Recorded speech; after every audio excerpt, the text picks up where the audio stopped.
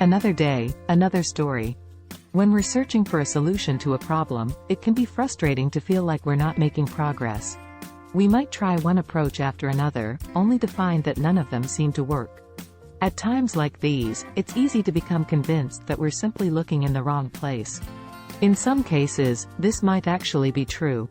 We may be focusing our efforts on the wrong area or using outdated information that is no longer relevant to our situation. However, there are also many situations where the problem lies not with our search location, but with our search strategy. For example, we might be looking for a solution that is overly complex or difficult to implement when a simpler solution is available. We might also be ignoring valuable resources and expertise that are right in front of us because we assume that they won't be helpful.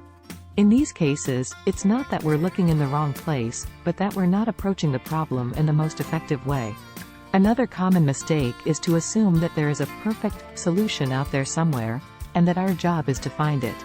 While it's certainly possible to find solutions that are very effective, there is almost never a single right answer that will work in all situations.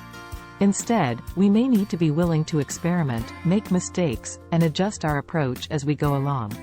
Sometimes, our search for a solution in the wrong place can also be driven by fear or anxiety. We may be so worried about the consequences of making the wrong decision that we become paralyzed and unable to take action. In these cases, it can be helpful to remind ourselves that taking some action, even if it's not perfect, is usually better than doing nothing at all. Of course, there are also situations where we truly are looking in the wrong place. For example, if we're trying to fix a problem with our car by reading a book on gardening, we're clearly not going to get very far.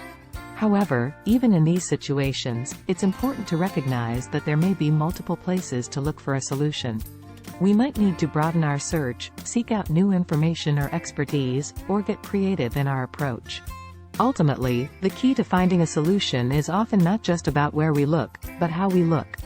If we're willing to be open-minded, flexible, and persistent in our search, we may find that the solution was right in front of us all along.